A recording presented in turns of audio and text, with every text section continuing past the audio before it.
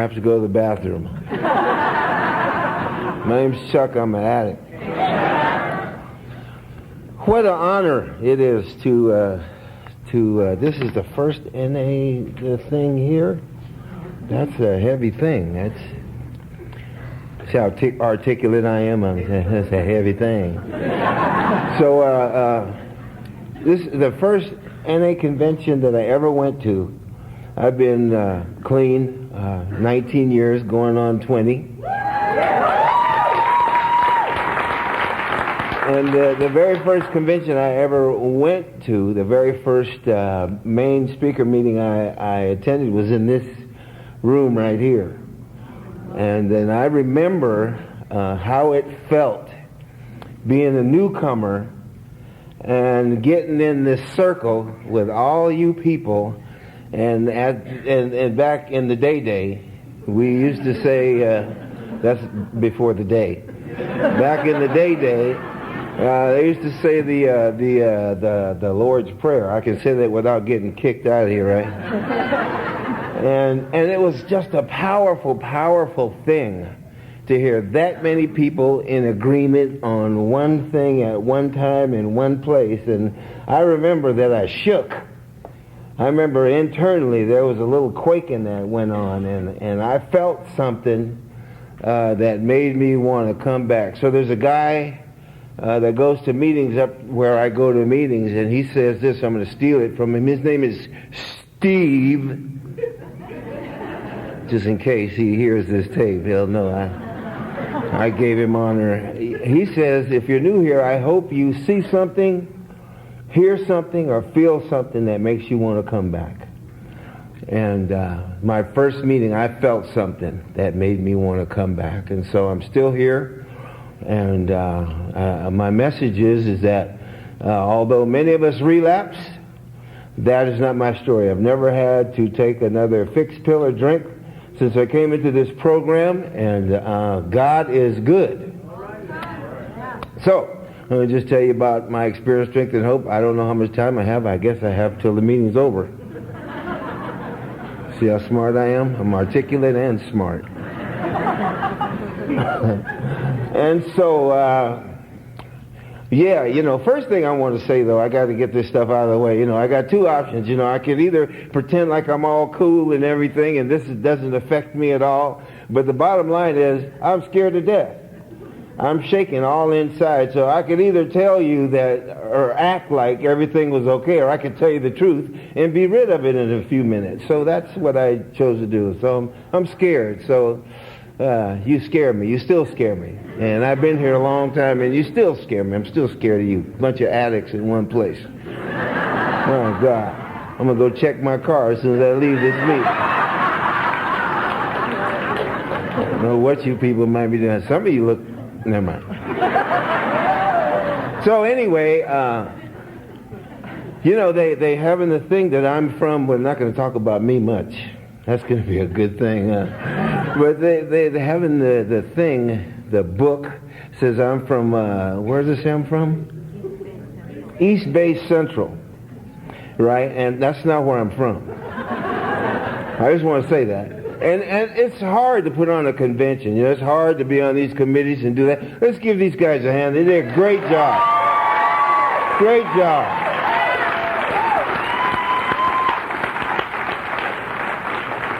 But, so they heard me over the phone, right? And they went, that's a black guy. And so I said, I'm from Central Valley. And so they put two and two together. And so now they put in the book, I'm from East Bay Central. Only thing I did in East Bay Central is shoot dope. Never been a part of that fellowship, but I love you if you are from there. But I am from Manteca, California. Manteca, as we like to call it. And tweaking's not my preference, but that's what we do. That's what they do up there. So anyway, okay, so here goes. I feel better now. So, came into this program Here's the war story. I'll just get it over quick. Experimented, shot dope, snorted dope, did dope. I did some more dope, and then I did dope on top of the dope that I did. And I went to jail because of the dope, and then I went to treatment programs because of the dope, and dope just was it. I was a doper.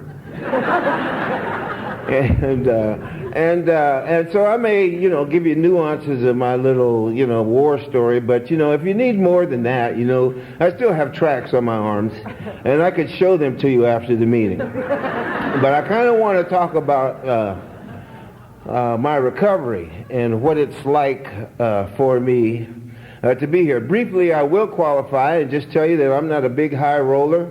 I'm a booster. I'm not even a booster. Actually, what I am is I'm a cattle rustler. I didn't boost. People that boost, they steal garments and stuff like that.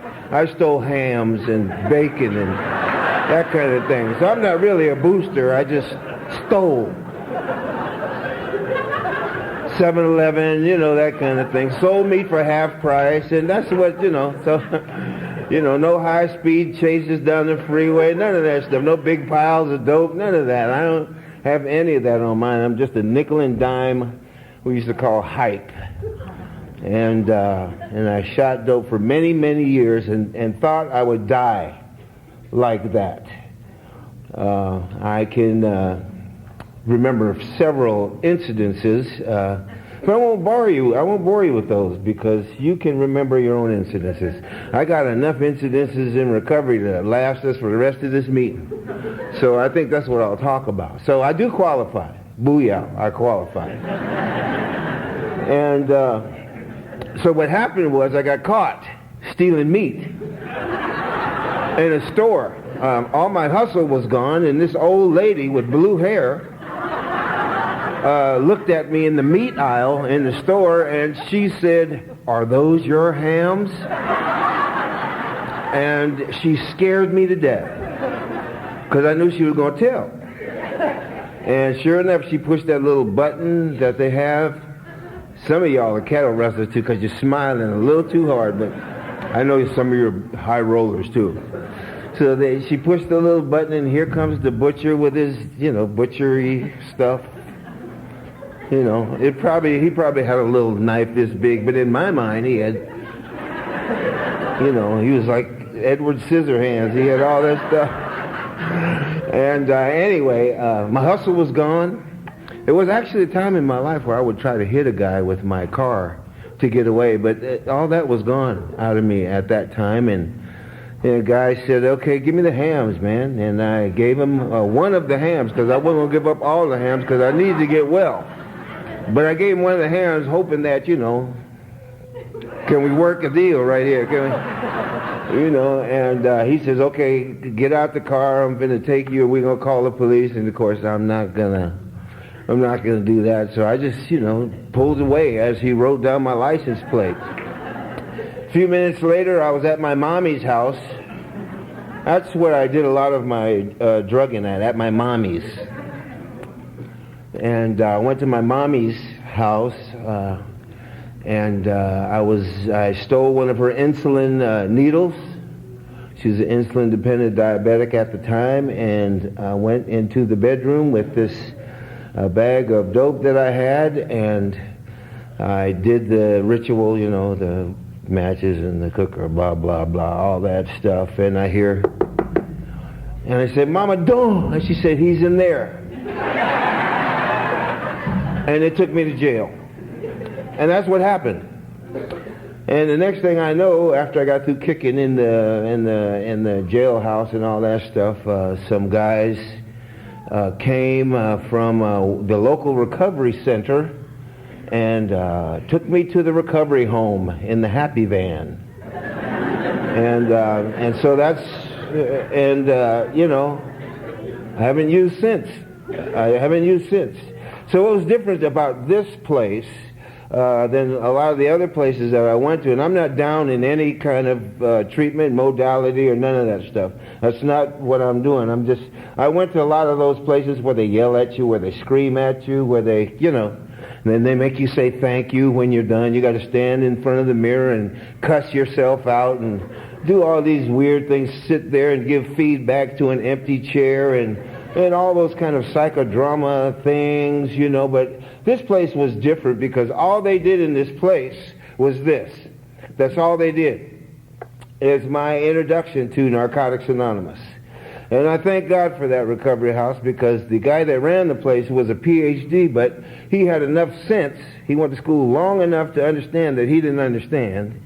And so he went and got a bunch of you guys to work in that place, and you spoke your experience, strength, and hope into my life. And little by slow, I started to buy into this vision. And so what happened was, I'm in this place, just to tell you a little bit about it. I'm not going to tell you the name of it because we got traditions, right?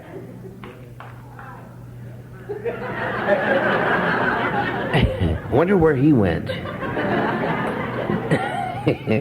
The Brand X down the street. Anyway, I go into this place, and it's in San Jose. And in San Jose at the time, don't get too excited. I didn't like San Jose. I went to San Jose at the time. There wasn't a whole bunch of people that were African American descent in the place. And I'm just going to share my story. I hope I'm not offending anybody, but this is my story. And your option is, never mind. So, what happened was, I'm in this place with a bunch of brown people and a bunch of white people. And they still got a lot of that penitentiary stuff going on, you know? They got the swastikas on their neck, they got the teardrops, everybody's homes and all that stuff. And it just I didn't have fun in prison, I don't know. 'Cause a lot of folks had fun in prison. I had a rough time in prison. I didn't have any, oh boy, let's go to, I didn't have none of that. Every time they let me go, I was so glad to get out of there. And I swore up and down I'd never come back again. But I always did. But so I'm in there and I see all these familiar things from these people. And but one thing was different. They weren't using anything. And then there was this thing that they were doing in there that I really didn't know that much about. It's called love. And they were doing that thing in there. Now, I'm not talking about the kind of love that y'all are looking forward to after the dance tonight. I'm talking about show enough love, right? And I'm going to tell you about it. So I'm in this place with a bunch of white dudes and Mexican dudes with swastikas and white pride tattooed on their back arms and all that stuff. And I'm the only brother, only person of African American descent in this place, right? And the first thing they do is they give me a big brother. His name is Richard. He's still with us. White pride on his back. And he says, I'm your big brother. And I'm going to show you around. And so that was exciting. So what happened was, I stayed in that place, and Richard was the first person I see that practiced this love thing in a way that I had not quite seen it before. I'd been to church all my life and all these things, and I was raised in the hippie time, free love and all that good stuff. But this was a different brand of love that I had seen before, because all the stuff that was on his body said, I hate you. I don't like you. I don't like the way you look. I don't like where you're from. I don't like the kind of music you listen to. I don't like nothing about you. And had some racial explicitives to call me behind my back and all that. That had been my experience in those places. But Richard was different. He said, come on, brother. I'm going to show you around. And so what I did was I went and I had a hernia operation while I was in that program, right? And back in the day, they said that you can't take nothing no matter what.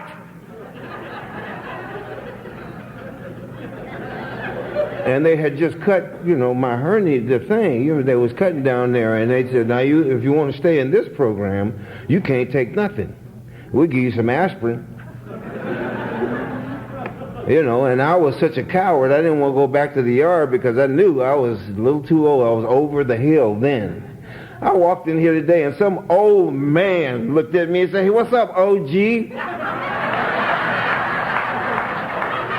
That guy's older. Anyway, if you're here, I love you.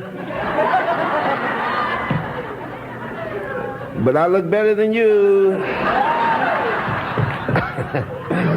So anyway, what was I talking about?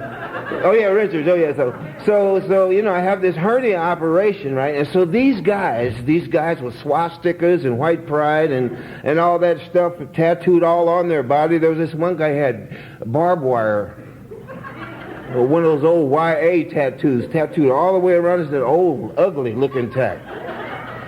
Couldn't stand him, but they said, "Don't take nothing." So these guys would come to my room. Now, it was illegal to smoke in your room. It was illegal to do a lot of things in this program.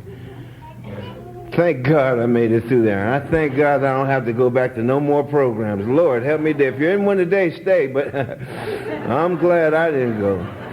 So anyway, I'm in there and I'm having this intense pain, and these guys are sneaking up to my room. They're opening the window and they're lighting a Marlboro because they don't have no cools, right? They lit a Marlboro or a Camel or something like that, and one would stand by the window with his shirt, and the other one would they would point, and if the Trusha or the counselor or the cop, that's what we call them, Trusha, would come, they would, "Hey, Trusha," in the air, and then everybody would go, "What?" But the thing that was heavy about that kind of love for me is that if you got caught doing that kind of stuff in that program at that day, you lost your pass. In other words, you didn't get to go home and have sex with your wife. You didn't get to go home and kiss your children. You didn't get to do all of those things. Go home and eat dinner with your mama and all those stuff. You forfeited your pass if you got busted doing that stuff. And I was very cognizant of that stuff. And these guys were doing that for me. And not only that, right? But I couldn't move, right? And so they gave me some of those, those hospital toilet things that you slide up under you, right? And so I would go to the bathroom in them little things. And these guys would come and they would empty my stuff with their bare hands. This is before everybody got politically correct and wore gloves to do everything. Want a cigarette? Wait a minute, put on some gloves. And these boys they swastikas, teardrops, white pride, can't stand you because you're black. Taking their hands, scooping up my doo-doo. That's love. That ain't no, that's real. They got my attention with that. I went, whoa. Because I wasn't going to do that for nobody at that time. But they did that for me. And I believe, if I had been in there with a bunch of people that looked like me, I don't know if I'd be here tonight. But it's because of those guys that were very different than me, doing a very different thing than I was used to them doing, and they did it with excellence. They did it with their heart. They did it with love and intent. They did it on purpose. They didn't do it by accident. They didn't get assigned a position. Actually, they took a risk to love me and to show love. Not do love or say love, but show me love. It's because of those guys that I'm here tonight, standing before you, and I'm clean because of Richard and the swastika wearing white boys in San Jose.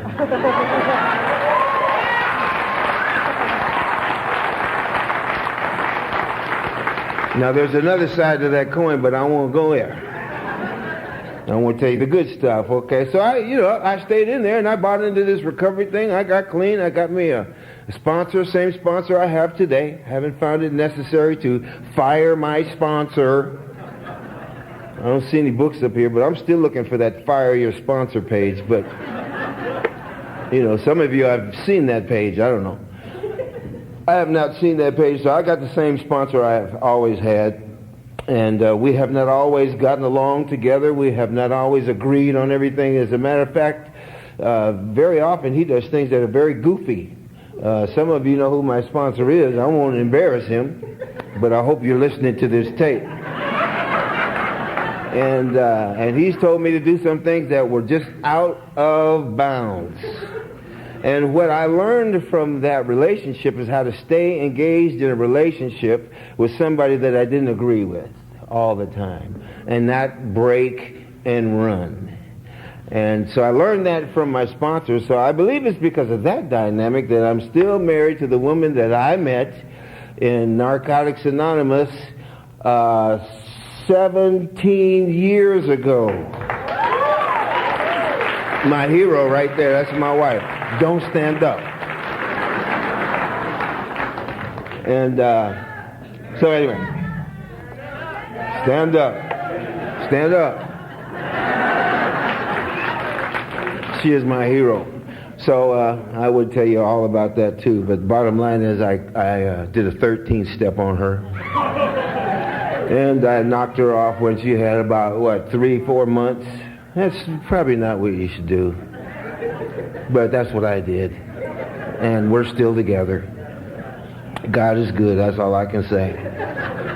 And so anyway, that's my recovery house experience. Then I got out of that place, right? And then, I was hearing these people say things like, recovery is so fine and recovery is all cool and everything. And I understand that. It was cool, not to go to prison anymore and to, get a job and look in my pocket and there actually be $1 or $2 in there. That was cool, to ride down the street with a car that was insured and have a driver's license and all that stuff. But I have since come to the conclusion that these things are not miracles.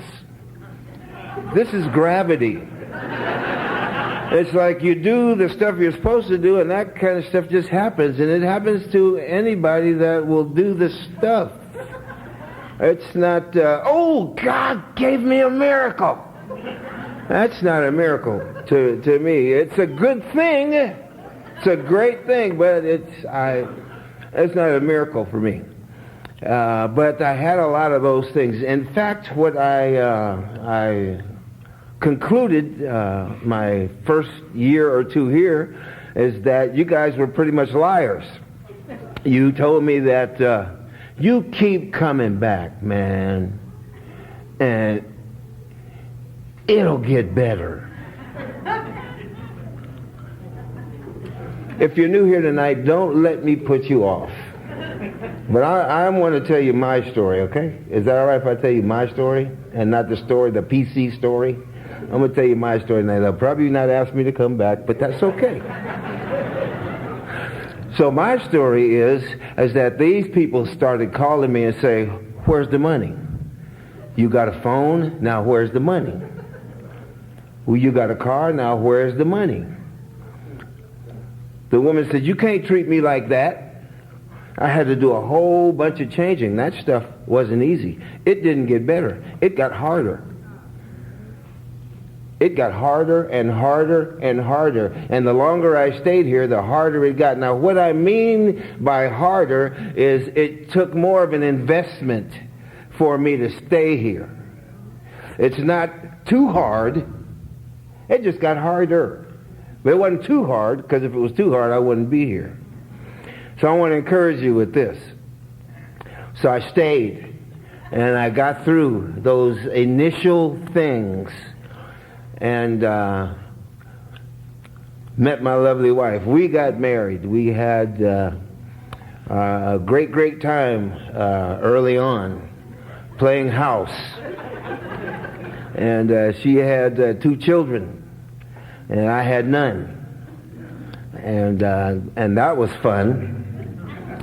And the little girl and I, Natasha, we joined because she didn't know who her daddy was, and I had no children because I shot too much dope and I got sterile, in the process. So I would always hear when people talked about their children, I'd always, feel like, oh gee man, what about me, until I got these kids, and I'm going, man, take them back.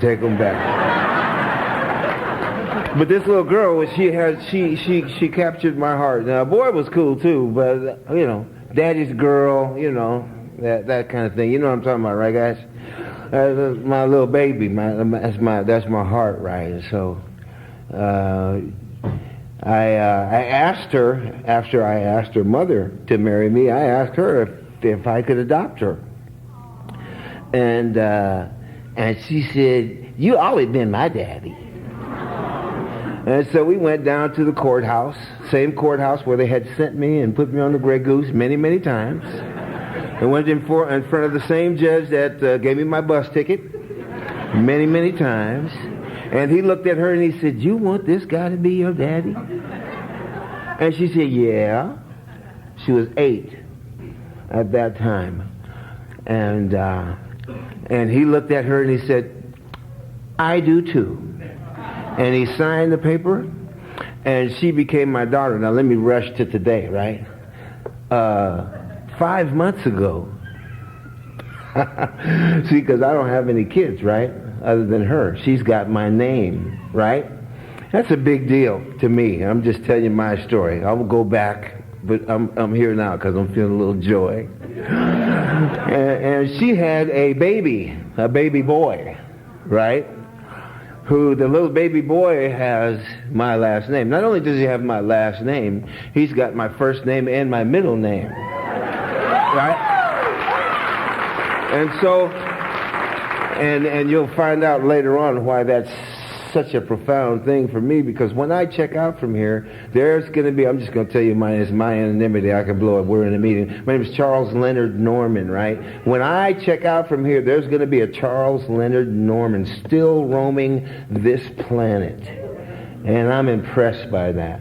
And that would not have happened if I hadn't stayed clean. That would not have happened. So I thank you for my grandchild.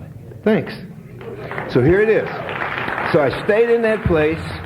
I continued to be clean, almost said, and sober, but they got a prod up here. Shock you when you do that. No! No! If you just think it, they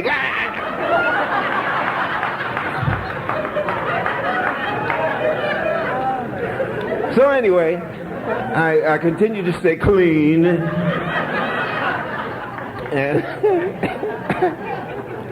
And so me and my wife were chugging along, and I'm just like all good addicts, I got the keys to the recovery house. I became a recovering drug addict, counselor poobah, the guy with the keys, that I had the keys to the happy van now, you know what I'm saying? And I know how to take people's passes, and I always wanted to take somebody's pass.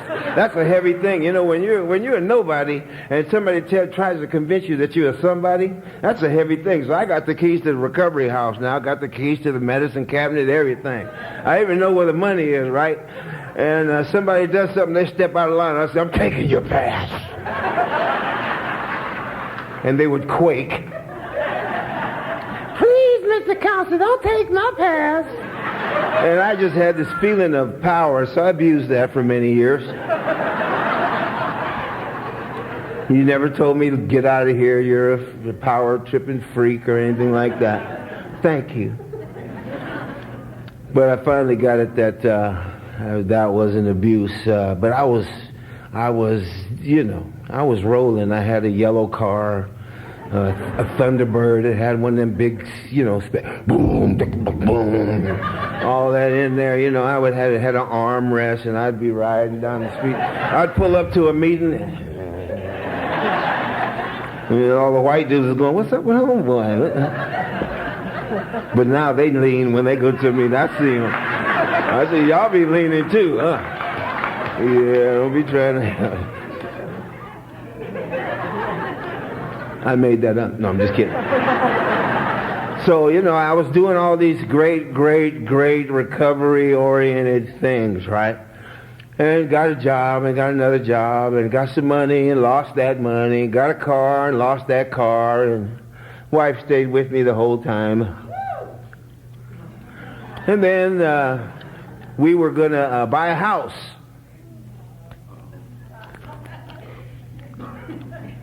We were going to buy a house. 8:30? 8:30. We were going to buy a house. And, dope fiends buying houses.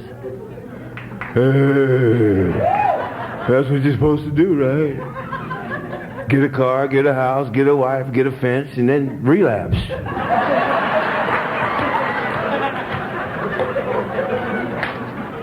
I'm just, I'm just playing out the... Sorry. No, I was just kidding. That was a joke, newcomers.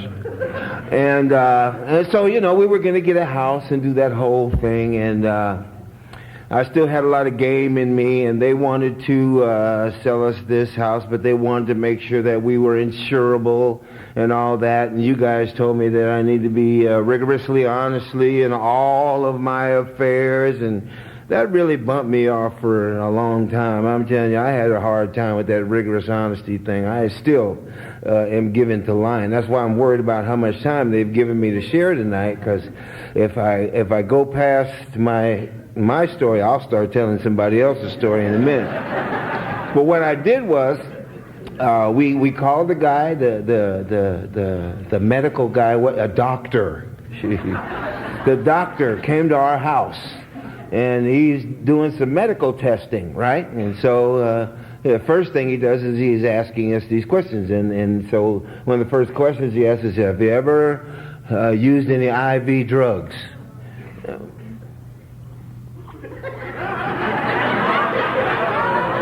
Because I know this is going to start some stuff, right? Yes. And so he said, oh, and he closed that book and he opened up another book. Had a whole nother set of questions. Okay, well, this is what we need to do now, right? And so he drew some blood work and he did all that stuff and you all right? And what happened was my wife got a registered letter in the mail a week or so later, something like that, and it said, based on your husband's test results, we're not going to insure you. Thank you for your interest in our company. Some old garbage. And what? And so I'm, what is this? And so I called the company, and of course they're not giving up any information. And so really, really long story made short. They recommended that I go to my own doctor and have them mimic those tests that they had done, and we found out when I had 9 years clean that I had full-blown AIDS, and that I had 30 T cells, and that I had 6 months to live. And needless to say, that was a big hit. Now, what I need to tell you about that just really quickly is I'd had a couple tests before that, and all those tests had come back negative. So this was a pretty big surprise. I thought, I was one of those that thought, I missed it. Wow. Everybody around me coming up with it. My best friend dying from AIDS and all that. And I lived in an area where AIDS was rampant, and I'm thinking, whoa, I missed it, man. I just am so blessed, right? And it gets better. So doctor tells me, full-blown, you're gonna die. Says you get all that little money that you've been saving, take it out of the bank, and you need to travel around the world, go do whatever it is that you need to do, because you ain't gonna be here long enough, and you better do it while you can, because you're gonna check out from here soon. And I wasn't going to tell you this because I was going to try to be politically correct, but I'm going to tell you anyway. So I got the wire, right, that I got this HIV, this not HIV, I got AIDS, right? Big deal. I'm sitting in my house.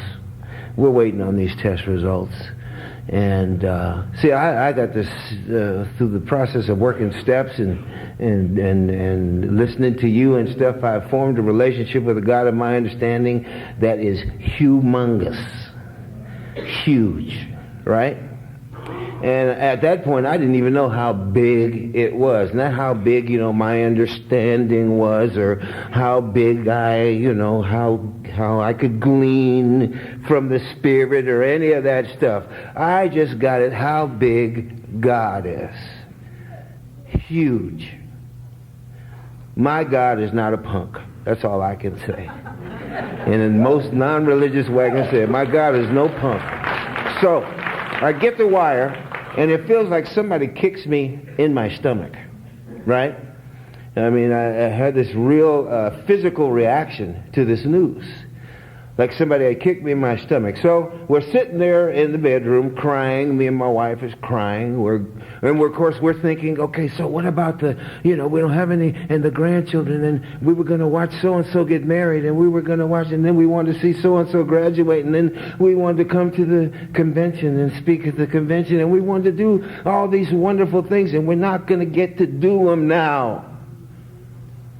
Why is God doing this to me? And then my wife says, let me tell you, fellas, you can say whatever. I'm sure my experience, strength, and hope. You can look for a normie all you want to. I need somebody got some heart, right? I'm glad I got me an addict. I'm glad I didn't get me one of them little Pollyanna types, run off every time you lose your job or something like that, or you skin your toe and she wants to leave you, all that. I have a woman. And I met her here in Narcotics Anonymous. She's a woman, she works the steps, her sponsor works the steps, and her sponsor works the steps. And it's a legacy of big God stuff. And so she, in spite of her fears and doubts, I'm talking about a few minutes after the call. I'm not talking about, after she had time to write an inventory and process it and go to 15 meetings and share it all over the world. No. 15 seconds max. Minutes, maybe. I'm dramatic, but we didn't leave the room. Within the hour.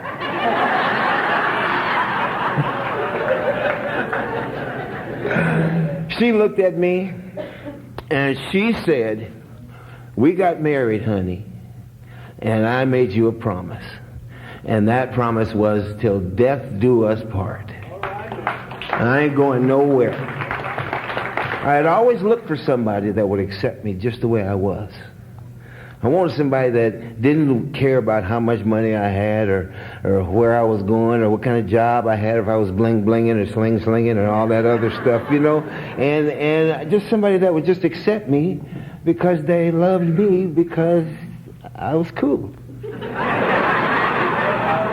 And I found her. I found Mrs. Right in the wrong place. Up in here. Narcotics Anonymous. Thank you for her. You trained her well.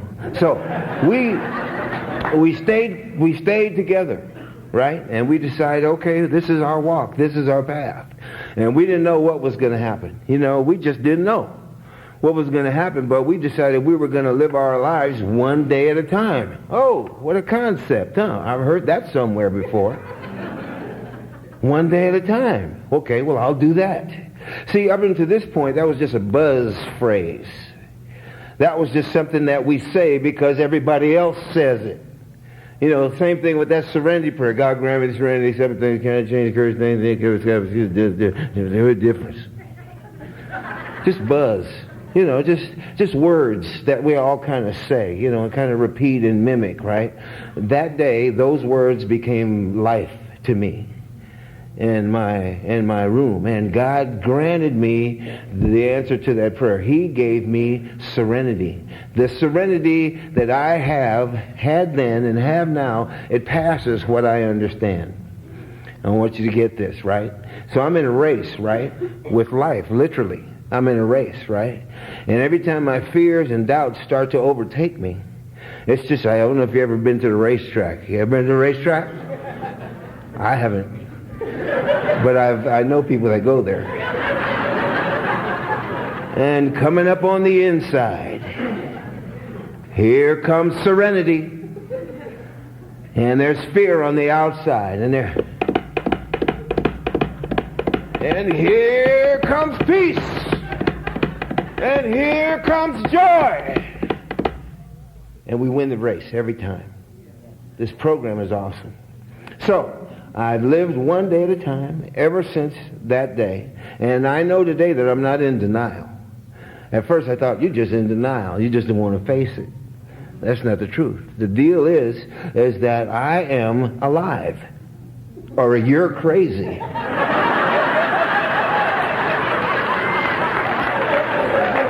Here I am. That was 10 years ago. No, that was 11 years ago. They told me I had 6 months to live. 11 years ago. So this is what I believe. I believe that these steps work in every area of our lives. That means every. That doesn't mean, see, I don't have enough time to be playing with this program. Either this program is real or it's a fraud. I don't have time to play. Some of you might have some time to play with. I don't have any time to play with. Either this program is real or it ain't. For me, it better be real, because every day I'm hanging my life on the principles of this program. They said if I practice these principles in all my affairs, that I would have a spiritual awakening. So what I believe has happened as a result of working the steps, staying around positive people that would speak life and not doubt, speak joy and not sadness, speak victory and not defeat into my life, is my T cells have had a spiritual awakening as a result of the people I hang around with. And I can't, listen, God is so big, right? My God is so huge. He's so huge. You know what? I can't leave this planet 1 second before my God says it's time to go. Nobody has that clout. You know who? Age don't have it. Age don't have that much power. Anything that I go through does not have that much power. Until God says it's time for me to go, you're stuck with Chuck. Now, I have some bad days. I take a lot of weird medicine. And I'm not going to get up here and say, it gets better. Because it don't. And if you're new here, everybody that comes here doesn't get AIDS. Illness. But let me tell you this, suffering is relative. You know, if you got a traffic ticket and they're about to take away your car and you don't have another way to get another car and that's overwhelming you, then your suffering is relative to mine. And mine is no bigger than yours. It's just mine. It's yours. You can come here. You don't need to feel like, okay, well, I ain't got nothing to say because I don't have none of those big problems. If it's big to you, it's big to us. If it's a big deal to you, it's a big deal to us. And so we'll work this out together. So here's the deal. My God is big.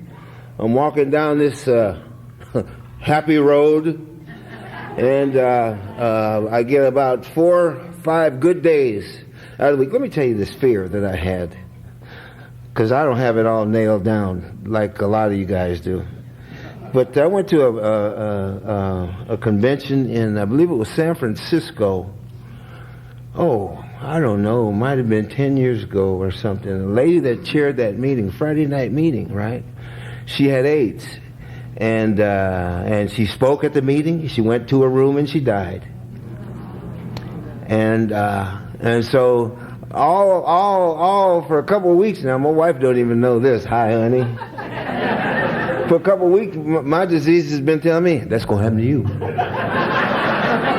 See, you should tell them no. Because you know, there's jink on that NA stuff, right? And you'll go out there and die. Let me tell you, I have no intention of dying this weekend. I'm going to be here all weekend long, kicking up much dust. I don't dance anymore because I'm just old, not because I'm sick. I just don't dance anymore. But I'll be here until my God calls me home. So the deal is this. In addition to that, I have hepatitis C. And I'm going to start that treatment right after this conference. And I don't know what that's going to be like. But life did not get better. I got better. And I keep getting better. And everything that happens to me gives me more stamina and more strength and more insight on the power of the God that I understand. And that's an awesome thing. That is the point of this program. The point of this program is to not get a bunch of time and go to a bunch of meetings and go to the dances and do all that stuff. The point of this program for me is to find a relationship with a God that I can trust, that I can rely on, that I can hang out with. And when it gets hard, I can love Him anyway because I know that He loves me no matter what goes on. And so I don't have to use no matter what. Last year, my mother dies. I'm a mama's boy. My mama dies. I mean, boom, boom, boom, boom. Stuff hitting. Our son goes to prison, gets life. Boom, boom, boom, boom. We just hit and hit and hit and hit. Stuff outside of I got a little bit of power to do anything about this stuff, right? I didn't come here to bum anybody out either. But it's my story. So what I want to tell you is no matter what you're going through, you don't have to use. No matter what. No matter what, you don't have to use. You never have to use again unless you want to. Unless that's the only way you can see out. But even if you do that, we'll welcome you back. But my testimony is you ain't got to. You don't have to use. I haven't found it necessary. When they say no matter what, I know what no matter what means. I got a good sense of no matter what. And I'm not using today no matter what. So let me tell you some good stuff too, okay? Can I tell you some good stuff? So, my sponsor, right? Same sponsor I got, right? This is a great story. I love this story. How much time I got? Okay, gosh, this time is going slow. Did my watch stop?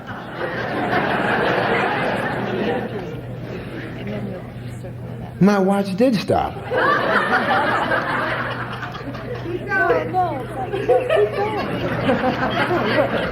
It's financial. Yeah, your watch is right. No. Oh, okay, never mind. Oh, there's a problem.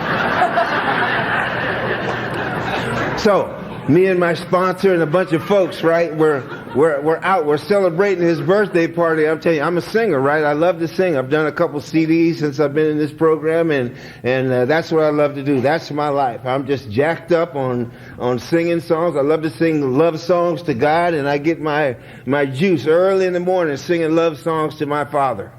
It's a good thing. I would sing one to you, but they got a prod, so I won't do it.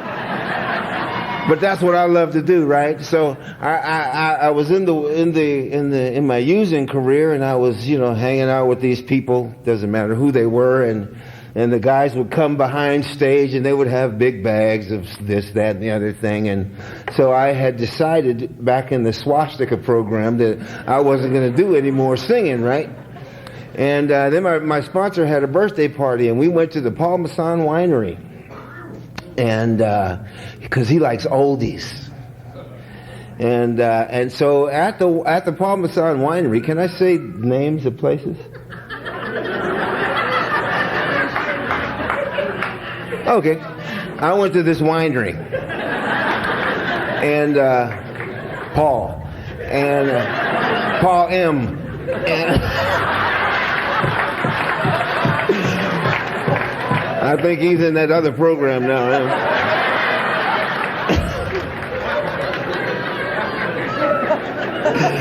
Help me, Jesus. So we go to that. We're in this place, and so the OJs and the Temptations are singing, right? And my sponsor just, he's just a fool. He's a fool. I get him back one way or another. I'm going to buy him this tape. You going to buy it for him? Get to it. And so, we're just having a great time. There's about 20 of us there, and we're just jamming, and the OJs are doing those things. What they doing? And we're just having a great time. And it's just a wonderful thing to celebrate, recovery, especially in an atmosphere where there's a lot of drunk people. Something about it, I don't understand it, but it was great. Everybody there was, except us. We had our own little section over there. And so then the Temptations come up now. Let me tell you a little bit about my history. I was raised singing doo-wop on the corner back in the neighborhood, right? And Melvin Franklin, who was the bass singer for the Temptation, was my idol. This dude was my idol, man. I love me some Melvin. I'm like a little chick when it comes to Melvin. Boy, Melvin hit one of those low notes. Oh, Melvin!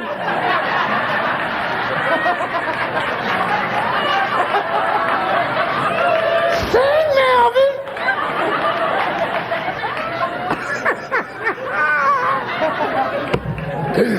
Melvin! So anyway... And they got this part in their show, right, where they got these people, right? They get all these drunks to come up, and they do this on purpose to clown them, right? They go, okay, so let's pick all the drunkest people we can, the people. I want to sing. Let me think. So they're doing "My Girl," right? You remember this song, "My Girl"? And I hope I'm not breaking traditions. If I am, y'all just pray for me. Maybe this part of the table will erase itself or something. Self-destruct. Mission impossible. So what happened is, and we're acting like we're all drunk, but we're all, we're clean, and we're going, and so they look at me and go, here this fool is over here. So you, come here. So they call me up on the stage, right? And I go, oh man, wow. The Temptations, man.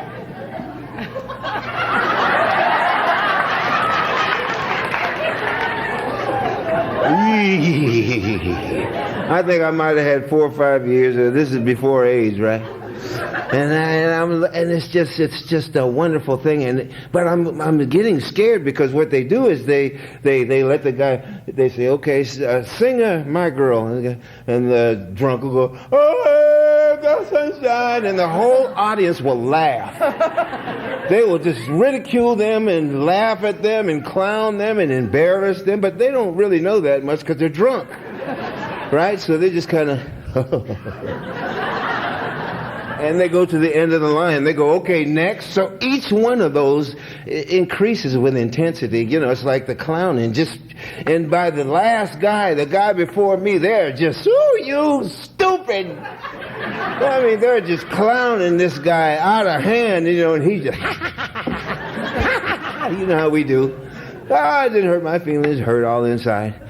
And then Melvin, my hero, goes, it's your turn.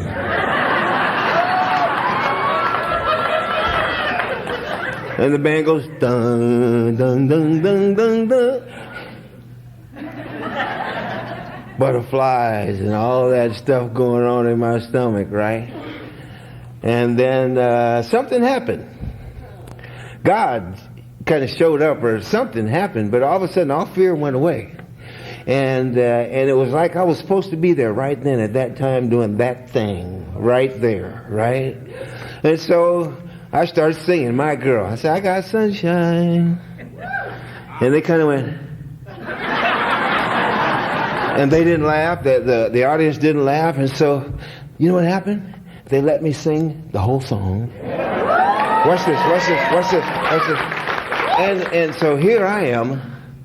I'm a couple years in recovery, right? I'm jazzed. I'm just having the time of my life. And I look down the line, right? And they're the Temptations. The mighty Temptations. Doing choreography.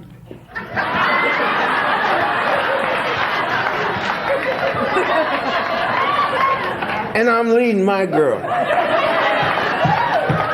It's amazing to me. Recovery gave me that. Time after time after time again. See, with the bitterness and the sorrow, God has given me joy. Joy unspeakable. He's done some incredible things in my life. Just incredible, incredible things. Things that I will never forget. Things that I never even imagined. Me and my wife, this is our second house. We now live in our second home. It's more house than we need. Our house is so big, and I'm not high side, I'm just telling you the truth. If you ring our doorbell, if you're not downstairs, you can't hear it. We got a lot of house, huh, honey? Big old house, nice car, got a stupid dog, got a fence, I ain't relapsed, got it going on, living large, in love with my wife. We're here at this convention. It's a very, very high time for us. So even though I'm going to start this hepatitis C treatment, and I don't know what's going to happen, and, you know, it's a one day at a time thing with this AIDS and all this stuff, you know, I have lived 3 or 4 lifetimes already. And I'm older than I look. I look good. But I'm a lot older than I look. I've lived a good life here in Narcotics Anonymous. I've met some great friends here in Narcotics Anonymous. I got people calling me from all over the country, wishing me well. How you doing, man? I just love you. That was not the case before. I have a life that I wouldn't trade for anyone in here's life. Now, I'm sure there's some people in here who are the quintessential healthy person. You eat herbs and jog, and you're all healthy, wealthy, and wise and all that. You know what? I wouldn't trade my life with yours. Because the life I got is the one God gave to me. And I'm going to live it to the full. So when they come and get me, know that they came and got Chuck while Chuck was living. I wasn't lying down. I didn't lie down and wait for death to come and overtake me. Death had to chase me down because I run from it. I'll break and run, and death is like, hey, I'll get him one of these days. So here I'm going to close with this. Yes, I am going to close with this. I'm doing pretty good with the time thing. I haven't lied yet. I should lie just to, you know, be able to say I came to NA and lied. But I won't. So, I always like to tell this story at the end of my chair. You guys told me I got 24 hours at a time, one day at a time. And you know what? That simple program has kept me almost 20 years in this program. That's a great thing. One day at a time, 20 years. I don't know. I'm not one of those, I got 37,893,000. I don't know how many days I got. I know how many years I got. People that count days, they're good people.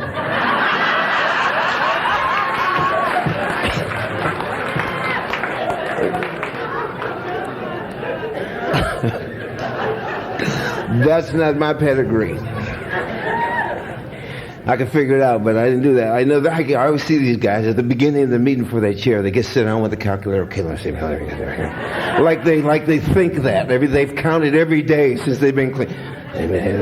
No, you haven't. But anyway, so you told me I have one day at a time, and that is a wonderful, wonderful concept. And then I went to my doctor, who's a wise man. He's an educated guy. He's very smart. And I love him, and he loves me now. Because he's one of the oldest relationships I have on the planet is with my doctor. He's my primary care physician, and he's an AIDS specialist. And so I go see him, and we're on a first name basis. He's got some of my CDs. They play them in their office. That's a hit, man. Go to the doctor's office and hear your CD on the thing. You don't hear me. That's a hit, man. I'm having a great life up here. I wasn't in touch with how great my life was, honey, till just now. And so, you know, he told me, you know, I got 6 months to live. I'll take 6 months. That's better than 1 day. Get to me. Give me 6 months. And then we went to go and buy this house. And the lady sat down with us, the mortgage broker lady, and she sat down and she came with this stack of papers, like about this thick.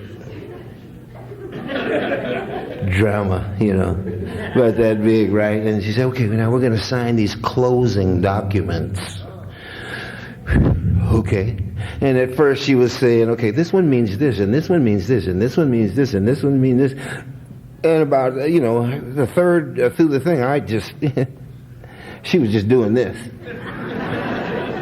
I didn't hear nothing. I was just signing. Here, just give me the thing. Here, give me the thing. Here, honey, you sign there. See initial here. Just, and a half hour later or so, the lady looked at me and she said, congratulations, Mr. Norman. You have just entered into a 30-year mortgage.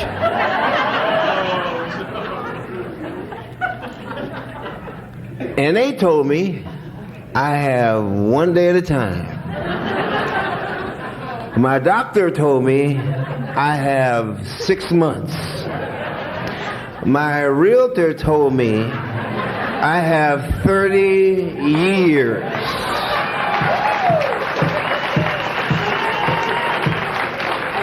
You guys taught me to pick the winners. I'm going with the realtors. Thank you for letting me share.